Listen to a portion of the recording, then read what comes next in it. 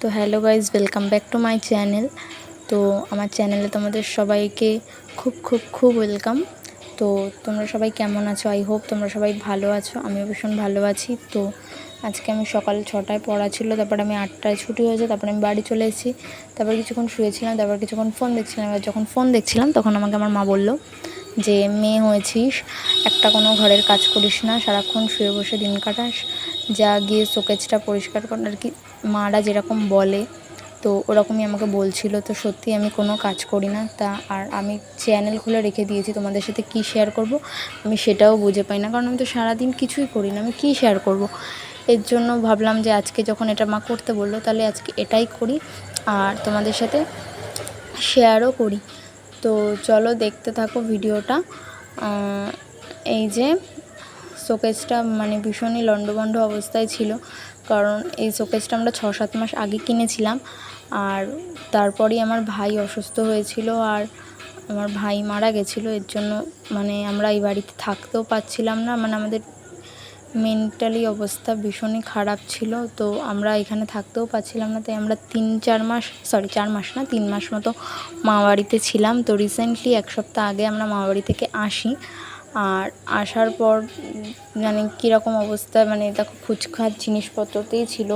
আর আগে আমাদের যে শোকেসটা ছিল ওখানে যে সমস্ত জিনিসপত্র ছিল মা ওটা একটা বাস্কেটে করে রেখে দিয়েছিল একটা অন্য ঘরে। আর যে সমস্ত বাসনপত্র ছিল ওগুলো নিচের যে দেখছো না, ওগুলোকে কী বলে, মানে শোকেসটার নিচে ওই যে খুলে খুলে ছোট্ট ছোট্ট ওর মধ্যে রেখে দিয়েছে। আর কাচের যে সমস্ত এমনি সাজানো যে জিনিসপত্রগুলো ছিল ওগুলো রেখে দিয়েছিল। তা ওগুলোই আমাকে আজকে বললো যে শুয়ে বসে থাকি সারাক্ষণ, এগুলো পরিষ্কার করে এগুলো কর।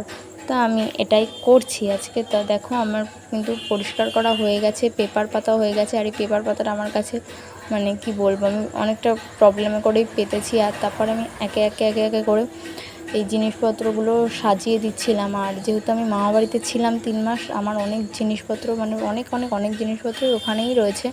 তো উপরের থাকটা পেছনের দিকটা আমি একটা সাইডে পেছনের দিকটা ফাঁকা ছিল, ওখানে আমি কিছু জিনিসপত্র মানে মামাবাড়ি দিয়ে আমি নিয়ে আসতে হবে। 1 সপ্তাহ যেহেতু আগে এসেছি, আমার ডেলি যাওয়া পসিবলও না, এর জন্য আনাও হয় না। তো মামাবাড়িতে আমি নিয়ে আসবো, তারপরে আমার সাজাতে হবে। আর নিচের থাকটা আমি মানে দাঁড়াও বলছি একটা কথা, যে আমি এইটুকু করে আমি হাঁপিয়ে গেছিলাম। তারপর আমি আবার একটু শুয়েছিলাম, তারপর আমি আবার উঠে কী বলবো, দাঁড়াও এখনই এই যে কাটটা হলো এখানেই, মানে আমি আবার উঠে আবার ভিডিওটা স্টার্ট করে আবার গোছানো শুরু করেছিলাম। এবার যেই গ্লাসগুলো আমি মিডিলের থাকটাতে আমি রাখছি ওটা আগেই আলাদা বের করা ছিল, কারণ তখনও পর্যন্ত মা আমাকে বাস্কেটটা বের করে দেয়নি।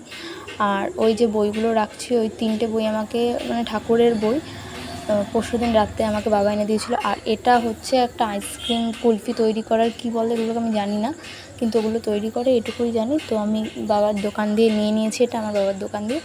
তো আমি কিছুদিনের মধ্যেই ইচ্ছা আছে এটা বানাবো, আর বানালে তোমাদের সাথে শেয়ারও করব।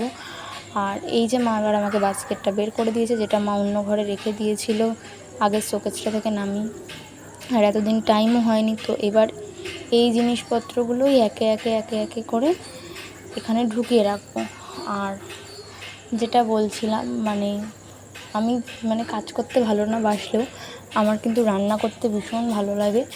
তো আমি করিও, কিন্তু আমার ভিডিও বানাই, এবার আমার তখন আর ছাড়তে ইচ্ছা করে না। আমার এটা একটা ভীষণ বড় প্রবলেম, আমি অনেক কিছু বানাই কিন্তু আমার সেটা ছাড়ার বেলা আমার এনার্জি লস হয়ে যায়।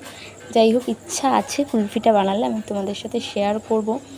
তো এ দেখো আমি শোকেসটা অনেকটাই সাজিয়ে ফেলেছি, তো দেখতে থাকো।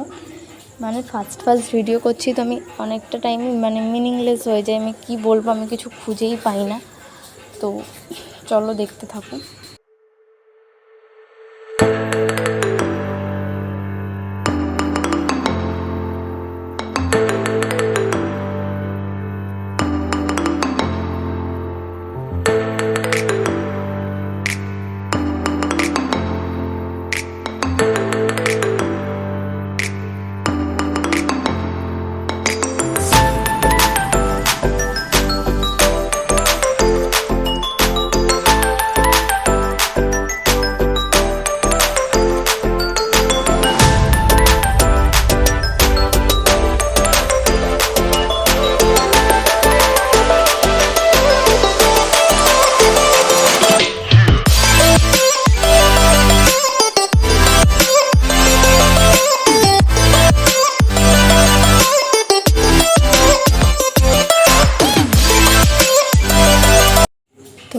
ফ্রেন্ডস, আমি দেখো মানে 11:50 আমি শোকেসটা পরিষ্কার করে গোছানো স্টার্ট করেছিলাম। আর আমার শোকেসটা গোছানো ডান হয়েছে, কমপ্লিট হয়েছে 2টোর সময়। তো দেখো আমি যেমন বলেছিলাম তেমন করেই আমি সাজিয়েছি শোকেসটা।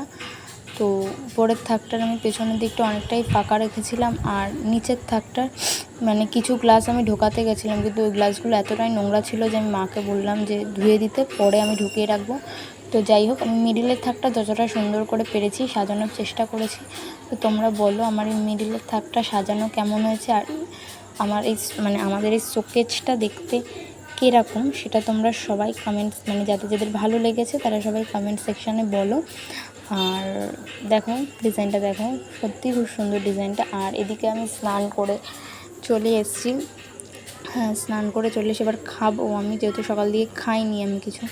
এবার আমি খেতে বসেছি। এবার এটা ছিল সেচি শাক, বরবটি ভাজা, আর মা আমাকে মাছের ঝোল, শুদ্ধ মাছ দিচ্ছিলো, কিন্তু আমার মাছের ঝোলটা একদমই ভালো লাগে না। আমি তাই বলছিলাম খালি মাছ আর আলু দাও। আর কে আমার মতো এরকম ঝোল খেতে অতটাও পছন্দ করো না তারা কমেন্ট করে জানাও। এই যে দেখো আমাকে মাছ দিয়ে দিয়েছে, আর আলুও দিয়ে দেবে একটু পরে। আর টক ছিল কিন্তু মানে আমের টক, ওটা আমার আর ভিডিওতে তোলা হয়নি।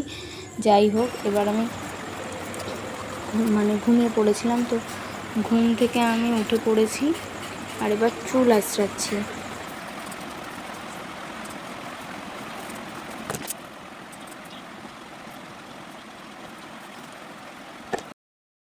তো আমার চুল বাঁধা হয়ে গেছে।